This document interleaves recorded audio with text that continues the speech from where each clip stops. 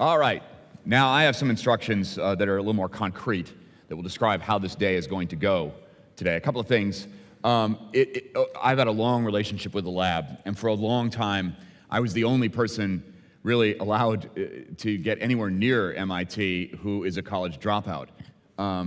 Fortunately, the lab distinguished itself by now having two college dropout individuals. Joey and myself are now the two college dropout leader. I guess I'm more of a court jester. He's an actual leader. But clearly, we throw the net wide here at the Media Lab, and we're interested in messages from everywhere around the globe, and we want to make the conversation as rich as it can possibly be. And to that end, look up here, you can see this, we call it our Twitter fall. Basically, that is an algorithm which sort of statistically tracks issues, words, ideas that are being referenced in the aggregate Twitter feed about this conference. And so it accurately reflects the conversation that's going on around the world and in this room and in this building. And it's real. So if, for instance, there is a huge interest on the part of Twitterers here today on whether the Sony people have better seats than the Samsung people, that will be reflected up there. And we don't want to do that. But in fact, the data is an accurate reflection of the community. And we have many other sort of pieces of this day and tomorrow that will give a sense of this Media Lab community in real time and using real data, and that's just one example. And you'll see that all day. It will accompany virtually all the shots up here on stage. Now, the other thing I want to alert you to, you're all wearing a lanyard of one kind or another. I think most of yours are black. It's around your neck. It's always been the case that when I come to the lab, you know, you go around and you see stuff, and you kind of want to, like, rip some stuff off because there's really cool stuff around here, right? We don't encourage that here at the lab. And in fact, you will find no briefcases with actual launch codes for any nuclear weapons anywhere in the lab. You'll find a lot of really interesting, cool stuff. But to feed and to nurture your need to touch and hold and to be a part of this, after each session, and there are 3 today, and I'll explain specifically how that works in just a moment, you will be instructed to go and explore the lab. Lab explorations, they're called on your program. And the idea is to go and visit as many places as you can, because the mission and the vision of this day, and really the whole concept of inside out, which Hugh referred to a moment ago, is to turn this place inside out, to allow you to see and to touch and to do. And it's a record of all the places that you'll be able to visit, and you can decide for yourself what you want to do. There are at every station out in the lab where you can see demonstrations, where you can ask questions, where you can interact with people who are actually working on projects in the lab and see it all happening right unfold. There are bowls which have names of each group and color-coded for each session. And so if you collect them all, as I've done here, there's really no prize, but if you do actually collect them all, you can turn them into the desk downstairs, and we'll actually arrange your academic credentials so that you too are a college dropout, just like Joey and myself. That's really the reward. And then you'll have that distinction to take home with you. But seriously, we encourage you to collect as many as you can, get as wide a view as you can, and show it off to your friends.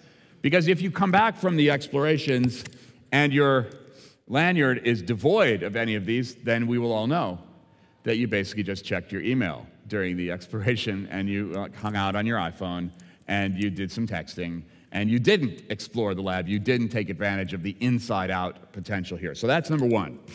Number 2, to get you back here into your seats so that we can stay on time, listen for this music.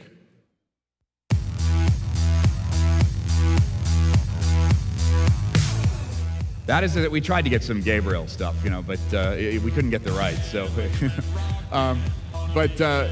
if you hear that, you'll know that you're about 10 minutes away. That basically wind up what you're doing and get back. The session is going to start.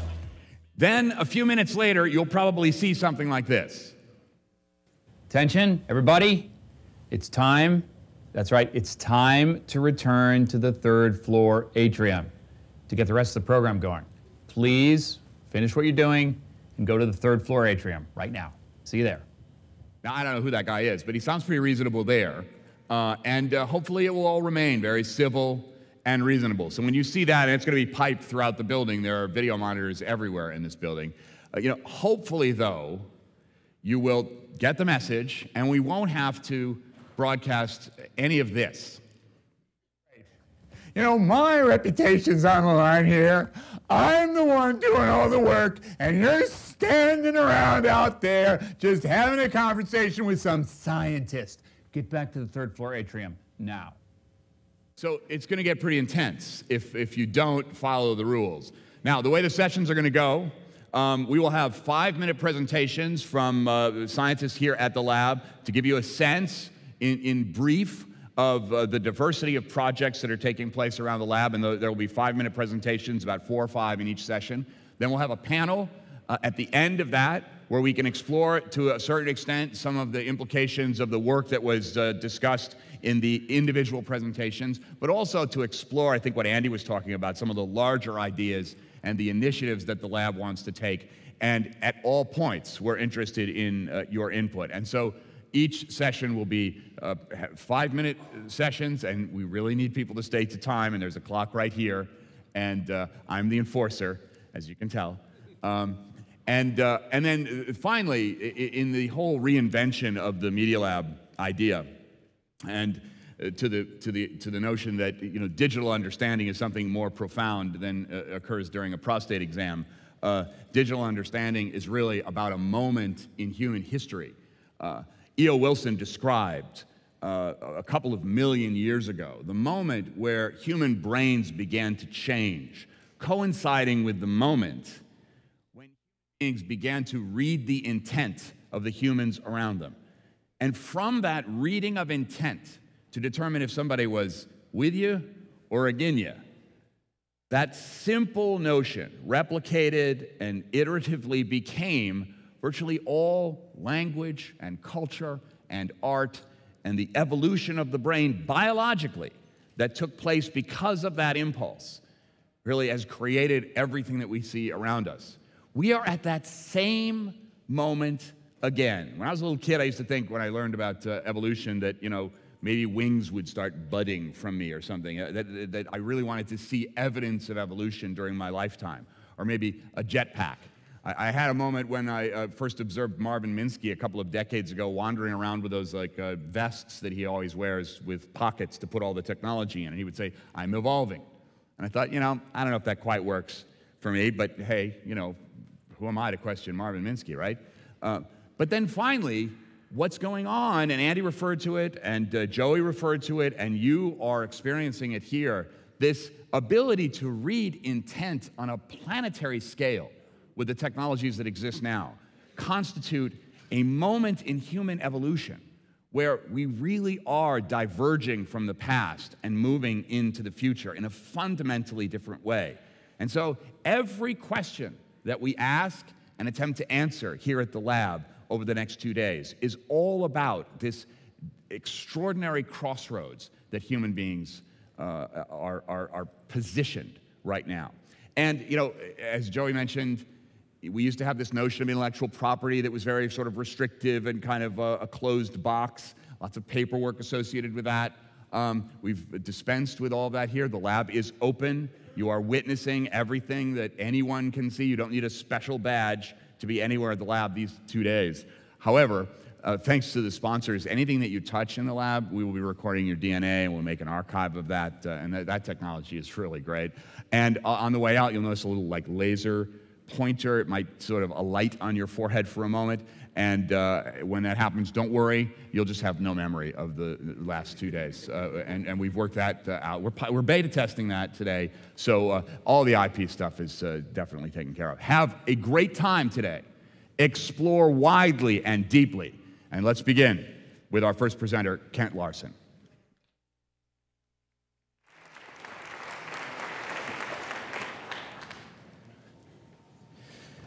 Good morning. Some of us have been trying to figure out how to use this room, and it's so great to see it configured for an event like this. And it'll keep evolving. I'm going to give you an update of just a few of our projects. They fall into 2 buckets. One are the mobility on demand projects with the goal of eliminating private automobiles, dramatically reducing congestion, pollution, and energy consumption. We just completed a project that's been in the lab for about 10 years, the City Car project. It was launched in Brussels in January.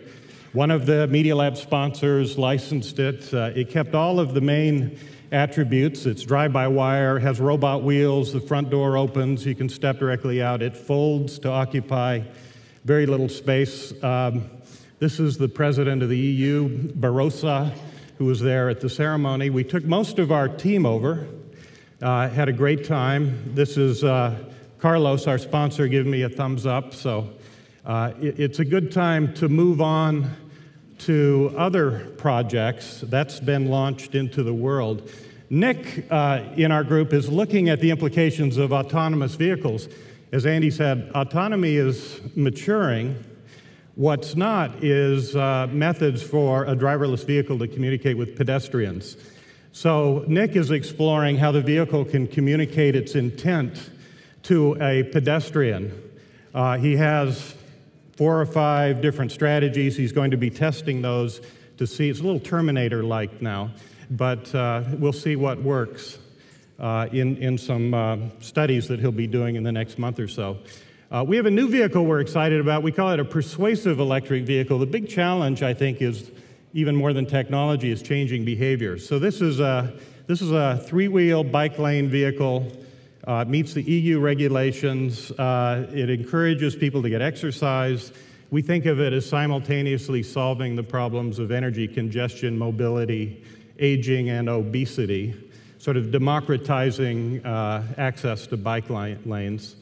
Praveen in our group is looking at how you might have an integrated charging and locking station with an electromagnet that could be integrated into shared use systems like the Hubway system. That's just the tip of the iceberg of what Praveen's thinking about. He's also dealing with microgrids and energy storage. We're interested in multi-modal recommendation engines. In other words, recommendations for the right vehicle and the right path according to your values and your needs at the moment. Brandon will be demonstrating these shortest path algorithms. In this case, it's finding the closest spot to connect 3 people, just a demo of the capabilities of these kind of very powerful algorithms. If you have these shared use systems, they quickly get out of balance if they're one-way rather than Zipcar 2-way. JET is looking at how you can create incentives, again, behavior change, to encourage people to pick up and drop off at alternate locations, maybe walking a little farther, getting incentives to do that. In this case, this is a tool for dialing up the incentives to get the system back in balance. All these will be demoed in our lab today. The other categories of projects that they're working on related to architecture. We, just like the car folds to occupy very little space, we're looking at transformable architecture, so a very small apartment can function as if it's much larger. I don't believe in smart houses because builders build dumb things. So we're looking at integrating advanced technologies into modular, personalized components that can be inserted into the home, creating a path to market for innovative technologies that doesn't really exist now.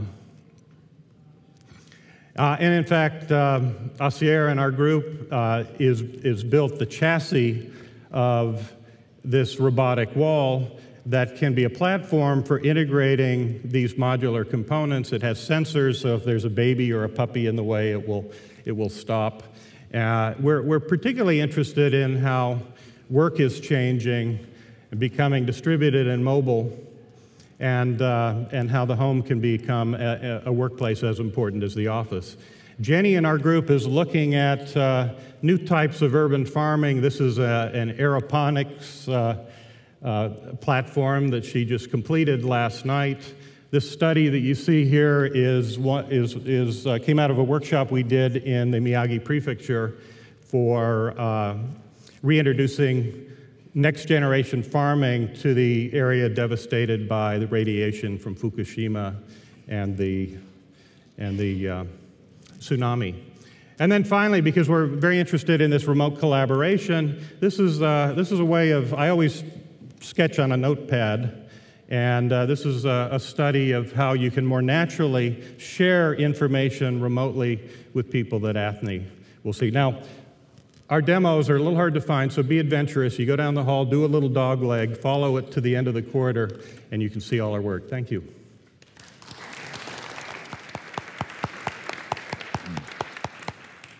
And now a few more words from Andy Lippman. And if anyone needs help finding anything during the day, there are plenty of volunteers around with the green lanyards, so don't hesitate to ask. My group's called Viral Spaces, and we evolved it from a concept we called viral communications that we started about 7 or 8 years ago. And just very briefly, the idea in our mind of viral systems are what you might think of as grassroots systems. Those are things that can start small, hopefully scale without limit. And scaling is different from just growing because you have to change as you scale, whereas growing is just getting larger. But more important, they're systems where the value is added through the act of scaling. Maybe the prototype example is the spreadsheet. The spreadsheet started as a small thing in an apartment a few blocks away from here. I know the people who started it, spread through small companies, and then gradually got adopted by larger ones. But as it spread and as it grew, the spreadsheet itself changed because it had macros. So it was an evolving organic thing. So that was what we think of as viral systems. And we see them as sources of invention that can lead to innovations in the way things work. 7 years ago, we did a lot in the world of radio. And we took a look at radio as being one of the last bastions of sort of undemocratized technology. It was still characterized by large cellular towers or broadcast towers. In fact, when the chairman of the FCC visited a few months ago, I told him he should be the chairman of the Green FCC and outlaw broadcasting so that we didn't radiate 50,000 or 500,000 watts of power out to Jupiter, whether someone was listening or not. In the modern computer world, you would call that spam. So this is radio spam. So we built a generation of radios that communicated among each other by locality, something you think of as mesh, radios with no towers at all, or ones where each one was a tower. For a couple of years, that was thought of as a disruptive technology, and I was the enemy of all the phone carriers. They said, well, if you don't need towers, you don't need us, and that's a disruption we don't like. Eventually, they began to realize that if a tower costs $250 instead of $250,000, then maybe it was eruption instead of a disruption, and they could exploit that capability. So maybe the lesson there is disruption is not in the technology, but it's in the eye of the beholder. It's the result of a brittle business plan rather than sometimes a new idea. In any case, over the course of time, we changed that focus from the technology of mobility to the social dimension of that mobility, to what people did when they were in mobile situations, building social networks that were mobile networks and just in time. And some of the students did examples of that where, for example, they would allow your friends to join your menu selections and say, maybe you shouldn't have that dessert, and try to help you prevent you from impulse buying of things, or come over to my house for dessert. Or they just built networks that radiated out favors that they'd like other people to perform, things that were just done serendipitously and free. Like if you're sitting in a cafe, you might ask who was nearby who had a charger for your laptop if you were running out of juice. And Polychronous now is working on something called Bringy, the goal of which is to kind of be a people exchange, kind of like a DNS for people that allows you to sort of register things you are good at or things you'd like to do, and in a region or a locality, connect up with other people who are able to provide or meet you or do those kinds of things. More recently, we've intersected that kind of work with mobility with the technology of the space around us. I guess our theme is that there's going to be a little bit of a pendulum swing back to reality. We've spent 15 years virtualizing everything as if the future is going to be each one of us sitting in our individual space bubbles, interacting with the world through high-definition television screens. But that forgets about Paris and Boston and London and New York and all of the other great places in the world. So instead of a future where you walk around like this, staring at your mobile device until you hit a light pole or something, maybe we can use that device to unlock the surroundings. So we have simple examples of that. Inside, you can play with them right in there. Just a little store shelf where when you look at things, you can ask questions of the shelf on your device, but the answer comes out in the space around you. And the inverse of that, an example that's actually drawn from the Boston Globe, and they do this. They put up the other newspapers of the world all around them for them to draw upon and create today's newspaper. So we built a mock-up of that, where each one of those newspapers doesn't just present the facade of what the other newspapers saw, but we buried inside of those displays digital codes that your mobile device can pick up, that the phone can see but you can't. So they're invisible to you, and they stream the data so that your phone becomes a magnifying glass and allows you to explore the same world that everybody else sees, but gain the perspective on your device. So again, ways of interacting with the world. More recently, you heard about incentives, and Kent talked about incentives to return things to their correct places. We've seen social incentives that glue us together, and some of the students are also working on other ways of doing that, market incentives, things that bind us together besides just being friends, like Zarly or Reddit or Dig, where people just simply add advice because they want to, and they're building marketplaces to explore those kinds of incentives. And sometimes markets are fun. Sometimes we watch auctions whether we're going to buy something or not. Sometimes we cheat and lie, create fraud and joint ventures. And so we're building marketplaces with fraud and joint ventures for information, interaction, and knowledge. So that's the world of viral spaces this year. You're welcome to join us inside, and we'll see you all later. Thank you. Thank you, Andy. And particularly thanks for those warm remarks about the future of broadcasting and radio. I'll take to them personally. Yes? Okay. It's it's the towers that are not. So we continue now. Joe Paradiso.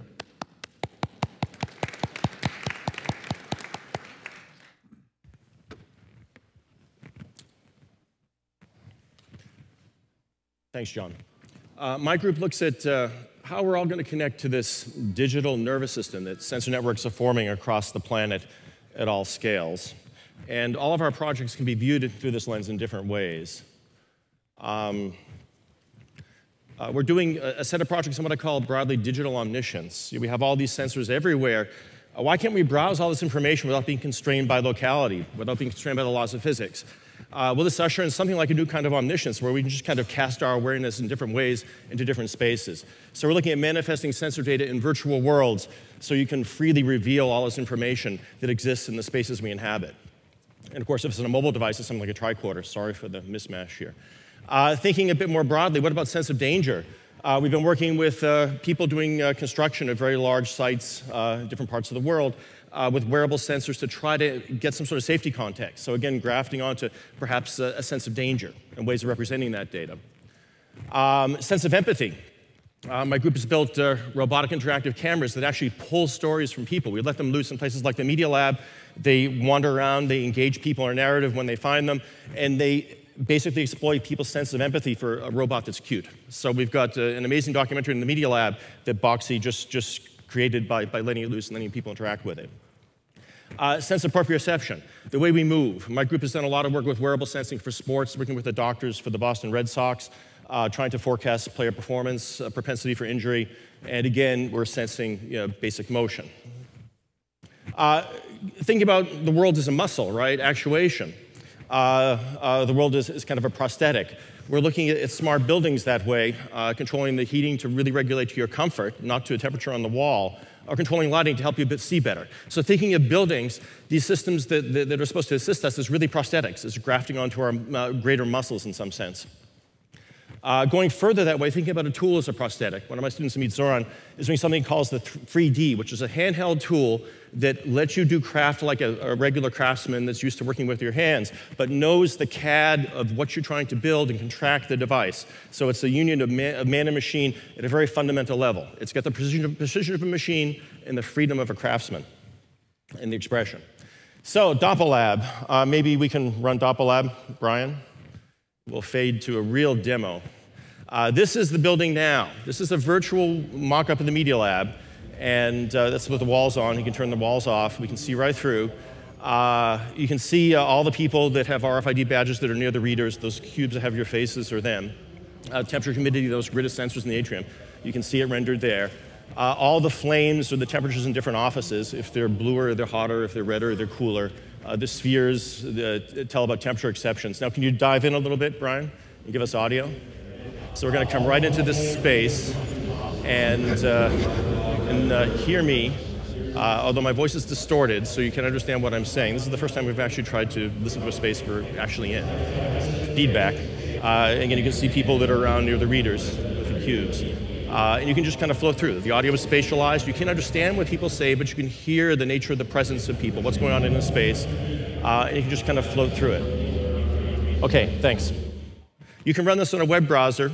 And when I'm traveling, it's kind of nice, actually. I miss the Media Lab. I can kind of come back and float virtually in the space and feel like I'm kind of here. Although I'm not snooping on people, I can't understand what they're saying. But you know, it has the feeling of presence. So this is going to evolve a lot. We've actually added more to it. We'll show this in the lab as well. We don't need the video.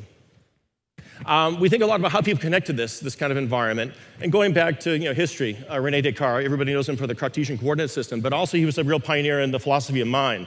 And Descartes was thinking about the connection of the soul to the body. And of course, the soul, or the spiritual world, was the world outside of the human back in those days. So he thought of the pineal gland, looking at the brain as the only not bilateral organ. So he said that little purple thing in the middle of the brain is where we connect to the spirit world. It's where the soul resides. These days, we don't so much have the spiritual world, we more have the world of information. How do we graft to that? So taking a cue from Michelangelo, I'm fascinated with the wrist, because the wrist is exposed. The wrist can let us control and access an interface. Watchers are going away, but I think they're going to come back not just as displays, but as control devices, and devices to sense our environment and have the environment respond. So we have a project we call the RISC-K in my group, which is trying to build the universal key to ubiquitous computing that would, in this case, work on the wrist. It's got lots of sensors for comfort control, so we can control the HVAC, to regulate your comfort. Lighting control, anywhere you put this out, this is your light switch no matter where you are. There's tremendous actuation possibilities in lighting. We can locate with a variety of radio technologies we're playing with indoors fairly precisely. And then it's a user interface. So we can point with this thing, we know where you are. You can gesture to anything, to lights, to displays, use it as a controller.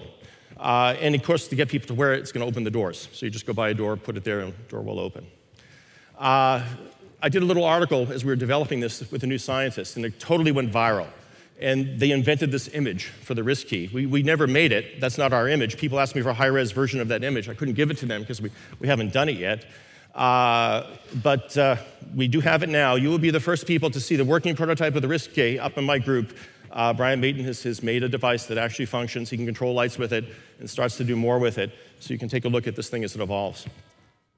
And again, controlling lighting in general is a real interesting project for my group. There's tremendous possibilities in actuation for lights. We can control any light in this building at a very fine level of granularity. But the light switches are broken. I mean, I don't know how to turn the lights on in this building. It's a total disaster. So we're thinking about, again, the wrist is a way, sensors that are around that can regulate and optimize the lighting in a given space, and gesture. So you can point at lights and gesture to them. Also leveraging context, leveraging the actual color to keep your alertness at maximum at different times of the day. So a whole host of projects in my group converging around this theme. Meet Zoran, his 3D, again, a handheld tool that combines the personalization of craft with the formalism of CAD. So this is a video here. Amit was inspired by African craft in his work. That's his device. It knows where it is, and if you're violating a constraint, it basically won't let you push it any further. It will stop the motor, and it will push back. Here he is milling out a saber-toothed tiger. He doesn't know anything about craft. I mean, he can't do this. The system knows what it's supposed to do, and as he's doing this, he's milling out this thing that the system knows about. He's just using his hand. Of course, he can violate the constraint. He can push, override, but he's not capable of doing this by himself. So it's a man-machine symbiosis at a fundamental level in a tool. Finally, there's some musical instrument builders in the audience. All of my students are musicians. Everyone in the Media Lab kind of knows that.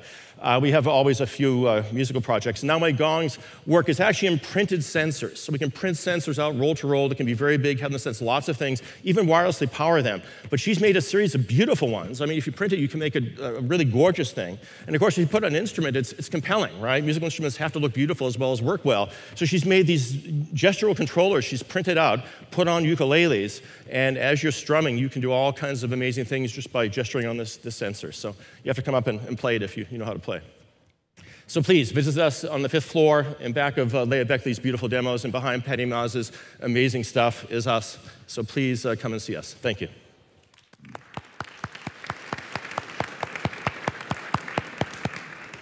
And now Ramesh Raskar.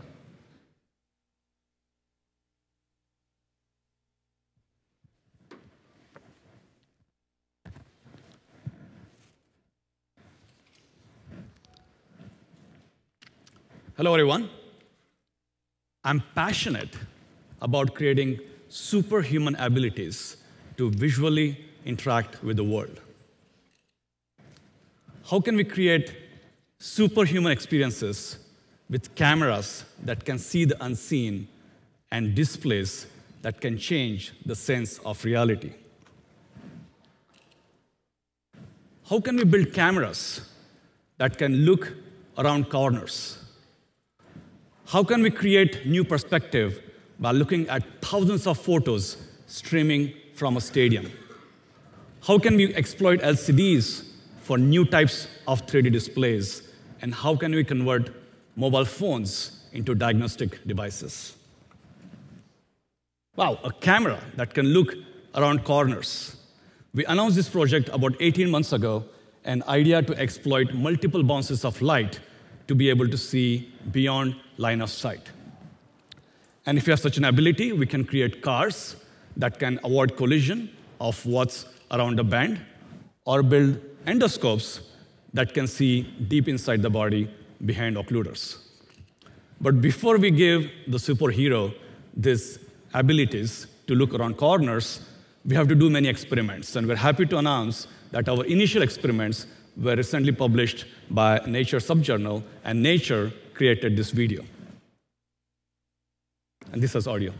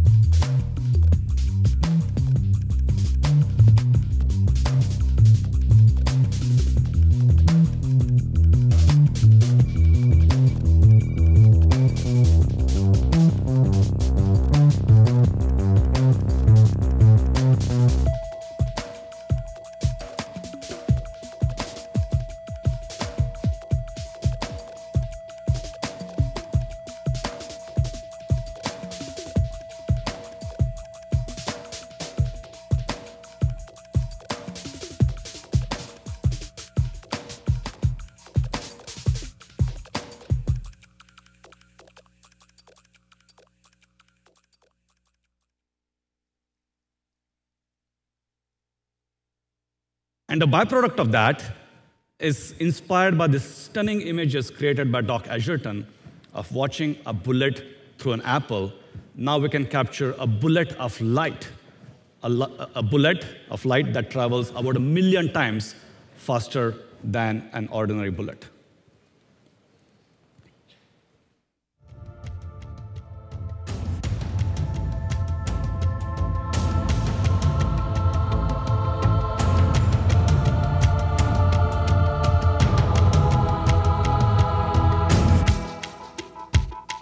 Watch how light is moving in the world using this camera that effectively have a time resolution of 1 trillion frames per second. Well, with that ability, we can see the world in new ways, but what about exploiting those pictures, thousands of pictures, whether you're taking them here or in stadiums? We have a new problem. Instead of a data cloud, we have photo cloud, and we have a new algorithm that will show you that allows us to navigate and create amazing perspectives. And with that deluge of data, we have to rethink about displays as well, and how we can apply compression not to images, to displays. And so you'll see new types of glasses-free 3D displays that we're creating that use LCDs, and Mike Bove later on is going to talk about some other types of 3D displays as well. And superhuman abilities to see inside our bodies. Well, so far, it's been pretty boring out there. You know, these slit lamps to scan for a cataract, devices that haven't changed for 30 years. For retinal scans, it's a $250,000 device, but check out the user interface. The nurse is shoving my head into the eyepiece to scan my retina, and I'm lost in a phoropter. So about 2 years ago, we showed how you can get data for prescription of your eyeglasses on a mobile phone, and that this thermometer for the eye can avoid illiteracy for lack of a good vision, can avoid unemployment and the leading poverty, and sometimes just the boredom because you cannot watch the soccer match in high definition. And then last year, we showed you a new tool called CATRA that can scan for cataracts on your mobile phone as well, using a snap-on. And this year, we're going beyond that and creating a new ability to see your retina. So we have created a device called Prism, which is not much different than wearing a pair of glasses, and that gives you images of your retina in real time. And we are targeting that towards diabetic retinopathy. So whether it's to look around corners, to create superhuman ability to navigate and look at the photo cloud, to see the world in 3D on new types of LCDs, or to see inside yourself and do eye scans. We are creating new imaging platforms that can sample and understand the world well beyond human ability, but then meaningfully synthesize and abstract something that's well within human comprehensibility. Thank you.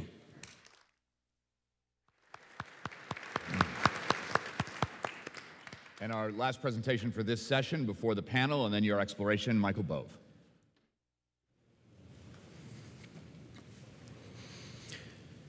Object-Based Media Group, 4th floor, right up there. Please come see us. Santiago, Jim, Andy, Sunny, Dan, Edwina, and Dan are the ones who do the work. And the work involves asking questions about how expression intersects with perception and with interaction. For example, how can we make invisible or incomprehensible things visible? And this is a theme that's run through several of the presentations so far this morning. One example is how much energy is in a basketball dunk. We were approached by our friends from Turner Sports last November, who were wondering, how do you figure that out without messing with the basketball net or the hoop or the backboard? And how do you make it visible? And then all of a sudden, the NBA lockout ended. and they said, let's try to do this for real at the All-Star game. So I don't know how many of you watched the slam dunk competition at the All-Star game, but we provided the nets. And there's the Chicago Bulls mascot helping Santiago and Dan hang the nets at the game.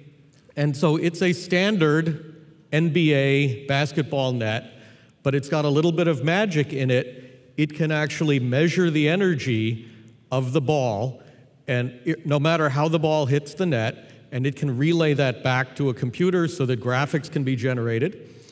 Very, very cheap, about $10, including the electronics. Come up and shoot some hoops in our lab and see how good you are. Is that club soda, tonic water, 7-Up, or Alka-Seltzer? Well, they all look the same to you. But if your eyes saw wavelengths of light differently than they do, they'd look different. So maybe we could make your phone be able to tell us what it is that's in that glass by looking at different wavelengths of light into the near infrared and the near ultraviolet and being able to disambiguate different kinds of things that look similar. Being able to figure out whether a cantaloupe is ripe just by pointing your phone at it. Being able to do medical imaging of various sorts. And with the availability of cheap LEDs at a large range of wavelengths, you can make a special purpose spectroscopic measurement device very, very inexpensively. You can incorporate it into consumer electronics. You can think about crowdsourcing this and having people all over the world measuring different things with a handful of LEDs and being able to determine how to disambiguate these things that look alike to you, but don't necessarily look alike if you measure the light a little bit differently. So Andy has a project in our group where I believe this morning he's going to be figuring out which glass has the tonic water in it, but more generally, we're looking at ways in which you could make a magic wand or the camera in your phone able to see things that you can't. A lot of consumer electronics and entertainment is about overwhelming the viewer's senses. We'd like to turn that on its head. How little information do we have to give you to transform the experience? And it turns out that your peripheral vision works differently from the vision in your fovea in the center of your visual field. And so you need to provide surprisingly little information to the periphery to make your brain suddenly think that the television program or movie in front of you is wrapping all the way around you. So Dan Novi has been working with us for the past few months on adding little projectors to the sides and tops of the television screen, analyzing the video in real time, and generating low-resolution dynamic textures that appeared to your brain, because you don't need a lot of resolution in the periphery, to expand the visual field so it goes all the way around you. So instead of 16 by 9, we call that infinity by 9, because the screen appears to be infinitely wide. And we can do that on a cheap PC in real time. So come up and watch some movies with us. We can also take that in a different direction, and we can say, what if you don't even need the TV? What if I'm simply reading a story out loud from a book or extemporaneously telling a story? Could it be listening and telling me, listening and making patterns around me? Edwina is looking into how reading a book, writing a book, and sharing a book tangibly can all be part of the same experience. And, hello. Last year, we got a lot of press for turning Edwina into a hologram in real time and sending her over the internet to our holographic display. And by holographic, we mean really holographic, so moving. It has motion parallax. You can look around it. We now have some additional work on user interface with holographic video displays, on several different technologies for holographic video displays, and on light modulator chips and processing algorithms, so that ultimately we really can do what Tupac appeared to be doing at Coachella last week, if any of you saw that. That was a magic trick. That wasn't really a hologram. And I'll end there, but please come visit us. Michael, Michael, why don't you stay where you are? Let's get everyone from the morning's presentation up on stage. We're going to get an additional chair up here since we have actually everybody. Some of the sessions later on in the day will be larger, and so we'll be working with the front row and the stage, but we can actually handle the full complement. Right into these chairs. Great. It's going to go over there. Where's it going? You need help? That spirit of cooperation that we have come to know and love here at the lab. Thank you so much. That's my chair. That's your chair. There we go. We needed furniture for this. Yeah, I took my water in. Yeah, we need the reconfigurable stage, Kat. we'll work on it. So, a quick question, Michael. Do holographic images need holographic agents, or do they just get a regular agent? Like, That's a darn good question. Yeah. So far, we've been using our own local talent, so we're acting as our own agents for that. my first question to all of you really relates to, you talked about viral phenomena, talked about the ubiquity of cameras, the sort of civic issues that are raised by the way we transport ourselves in urban settings, the possibility of a much different array of sensors, both of you really talking about a personalized toolkit of sensors that as they become intuitive and absolutely, the expectation is that they're always there, these kinds of sensors. It raises a whole variety of issues.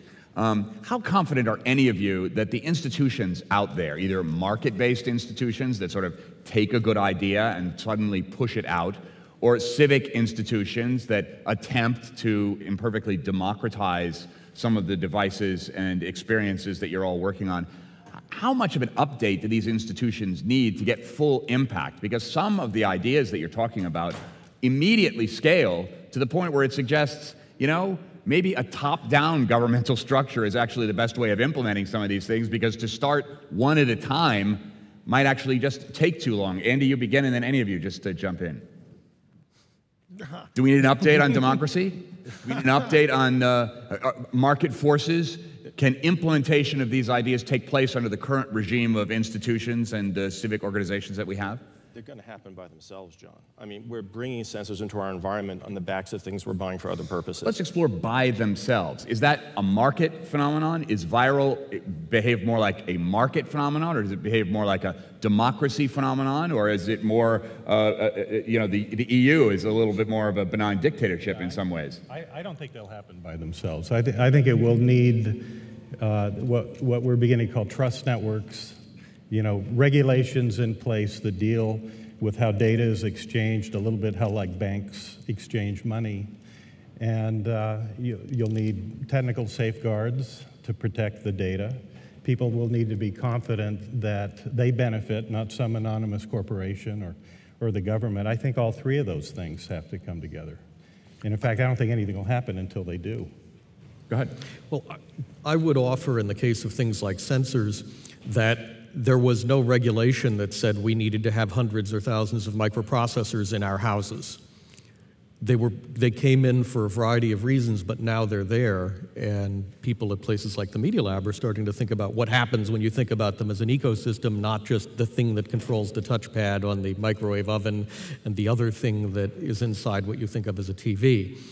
So I think sensors will come in the same way. But given the existence of these microprocessors and sensors in households across the nation and the world, do we need a regime to define, all right, now that these things exist, here's how we utilize that information. Here are the protocols. Do we need a different view of privacy? Do we need a different view of what constitutes government oversight of what's going on in our living room? Andy, you raised your hand there for a moment. Well, I sort of think of things a little bit the other way around. Sometimes I think no good invention goes unpunished, and we may not anticipate exactly the way that they'll play out in the real world, but the intense power of providing these kinds of things to people allows them to build that environment for themselves and turn it into something transformative and useful to them.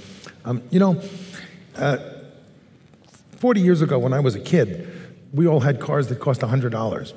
And I was thinking with some of my friends last weekend, if I were going to drive to New York today, would I be put more reliance on that $100 car than they would on the much more expensive, reliable car that I drive today in terms of getting me to New York. Because in the days of the $100 car, if anything went wrong along the way, I could open the hood and fix it myself. With the modern car, I'm kind of stuck. But if I had Joe's third hand, and if I had Mike's mass spectrometer and the ability in my pocket to be able to kind of take a look into that car, take it apart, fix it, and put it together again, then I'd feel as good in my newer BMW as I did in my old 1964 Chevy. And so I think making these kinds of technologies available allows us to build that kind of exploratory interface, and often there's no intervention needed.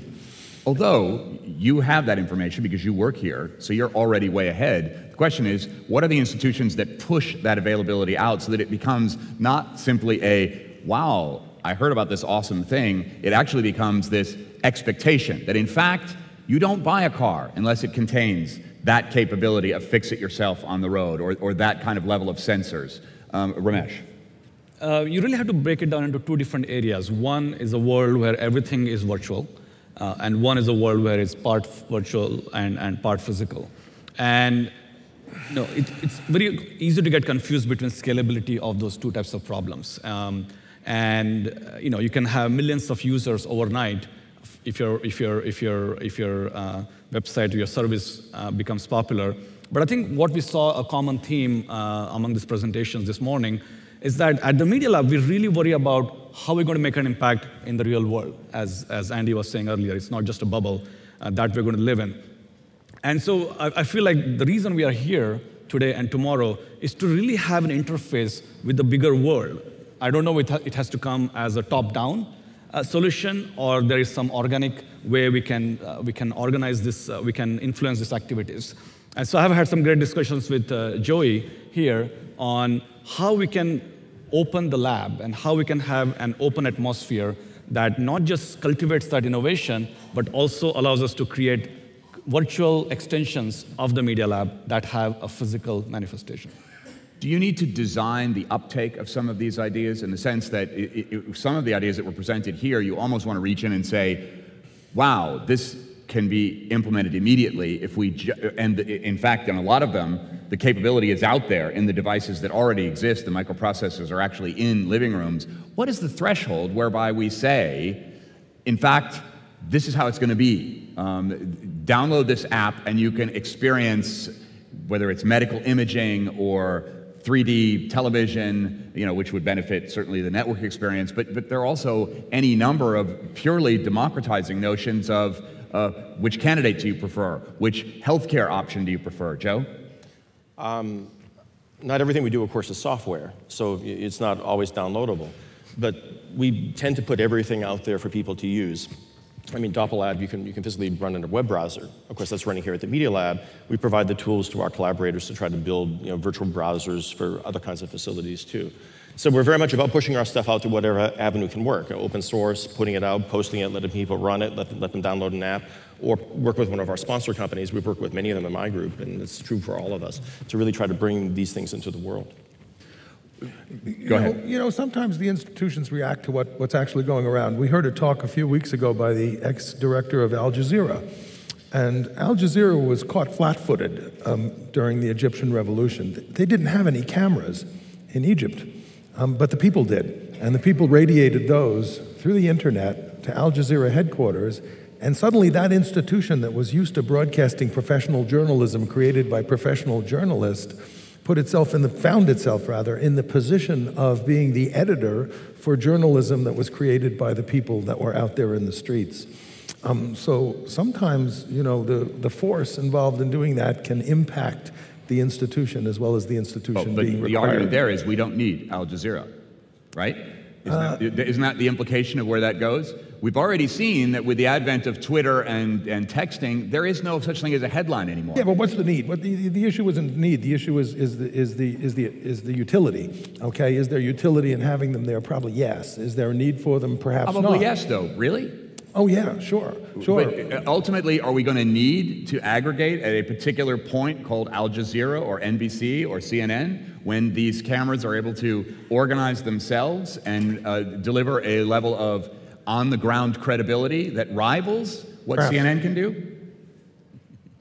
Perhaps not, but on the Tuesday of that week in Tahrir Square, during the Facebook revolution, 50,000 people went out in the street, then they arrested the kid from Google who enabled that, right? They let him out Thursday night, and he went on national television, and on Friday, 250,000 people were out there in the street. So I think there's a place for both. That is the tension between institutions and this technology. He was arrested because he was the guy from Google. Right. He was also released for the very same reason. He was too hot to handle because he was the guy from Google. That challenges the institutions on every level. But both worked. No, I think it's fine. All I'm saying is where does it go from here? And if Al Jazeera isn't actively seeking to develop journalism from the cameras in the street, whatever it's doing is ultimately irrelevant to the most important movement in the Arab world in 50 years. Ken. So, well, you mentioned the European Union. They are rapidly moving towards an adoption of human data rights. So it'll be a fundamental right to your own personal data. And I think when that happens, there will be an explosion of creative activity to take advantage of all these possibilities. It's not so much a technical issue. Many of these things we know how to do now. 5 years ago, when we built our Place Lab, we were looking at very intimate health-related behaviors. We knew how many times you went to the bathroom at night and whether you washed your hands and how often you opened the refrigerator. Now, you can do all kinds of things with that data, but people have to be secure that it's their data and it won't be abused. On the idea of improving the planet, which is the issue that you really set us to think about here at the beginning, Andy, let me recall a moment in the 1940s when Albert Einstein and a group of scientists determining that the harnessing of nuclear energy in the form of a bomb was probably the most important technological confrontation to then Adolf Hitler, and wrote a letter to FDR saying, we can mobilize the technological resources. You, by mobilizing the civic resources, can make this happen and possibly prevent a catastrophe, which would be the spread of Nazism around the world. We all know what happened, both for good and ill, as a result. And that was on a scale of the technological priesthood versus the sort of governmental priesthood, a conversation that we barely understand even exists today. But if we were to think about that letter being written by the technological community to the civic community about what we must do to address the issues of either avoiding catastrophe or making the planet a better place, what letter would you write and who would sign it? Andy? Look, I'm a great fan of democratization of these kinds of things. I think that that our ability to organize is transformative to the organization and potentially does it in a way that makes the world kind of better for all of us. I'm a little bit nervous about consumerizing nuclear power, and we probably don't want to walk around with nuclear weapons in our I would agree with that, yes. In our pockets. But on the other hand, I don't think that we've ever found a case where information technology, communications technology, and computing technology has been in the same category as nuclear weapons, that they have served to create and foster the notion of personal fulfillment and democratization. Yeah, they're not history. A comparison between nukes and information technology, but what are the imperatives? That if you could get the audience of the people who you believe could pull the levers to change things, what would you write? What would you say, we need to try this on a mass scale? We need to do this on a mass scale. We need to stop what we're doing and do this instead. What would it be? I think if you take the technocentric view as opposed to the civil view that you said, we have to reach a state where we instantaneously know not just what we know, but what we should, and influence our decisions. So I think we are very far from a stage where the emphasis on instantaneous gratification is going to be overwhelmed by the need for what's really important in the long run. So maybe it's a call for technologists first to start developing technologies that allow us to understand the world in a much better way and not just focus on here and now, but focus on what's in the future. So I put that as a challenge to technologists first, not just for the policymakers. Joe. I think the protocols for sensors communicating and describing what they are, Mike and I had this conversation yesterday, actually. It's probably going to just happen by itself. I mean, because processors can, like with digital video, they can interpret formats in different ways. It's very flexible. The big issue, again, is I think privacy security in some sense. So when these things are everywhere, which they're getting to be now, you can't turn them off. I mean, at one point we had 40, 50 cameras all over the Media Lab. And we had switches to turn them off. You may remember those things we had. And people would turn them off, people would turn them on, depending on the kind of content they got. But you're not going to be able to do that anymore. Next time we put the cameras out, we have the microphones out now, you can't turn them off because they're embedded everywhere. But they have to answer some sort of a protocol because we want to still, I believe, keep some sort of a sense of where our boundaries lie, our privacy boundaries lie. There have been examples that have come out here. So is there a UL for privacy that we need? Possibly. They're going to answer some sort of a standard, be verified somehow. We want to be comfortable that when we close the veil, at least in our personal lives, in our real-time life, the sensors in the environment are going to do more or less what we want. We're going to drag a privacy preference around with us, right? And it depends on who's looking. We'll have different levels of privacy depending on who is riding on our back. But the ability to do that seamlessly as we move through an environment, I think is very important. Michael.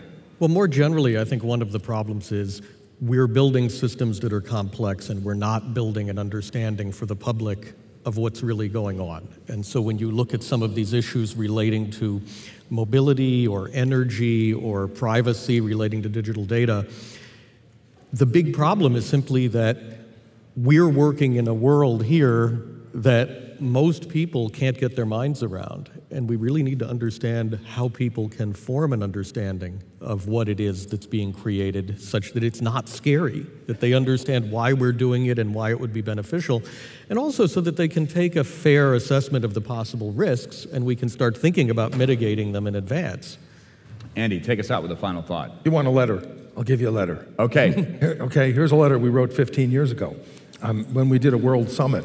And we did a world summit of kids from around the world, and they all participated both here in the lab and virtually through communications. And the output of that was a letter to the world. And it was a universal Bill of Rights, as I recall, for what those kids thought the future world should be like and what should be done to enable them to build that world. So there's a letter, and there's the person to who it goes to. And continue composing all day. Thank you, gentlemen. So it is time now for your first exploration, your first lab exploration. You've been invited to go places throughout the lab and see the inside disruptive examples of research and meld them with the big ideas that we discussed up here on the panel and we'll be discussing all day. Matt, can I hear that music one more time? When you hear this music, when you hear Devo, when you hear Devo, it's time to head back. You back here at just before 11 o'clock. Thanks to Joey, thanks to all of you, and we'll see you back here in an hour.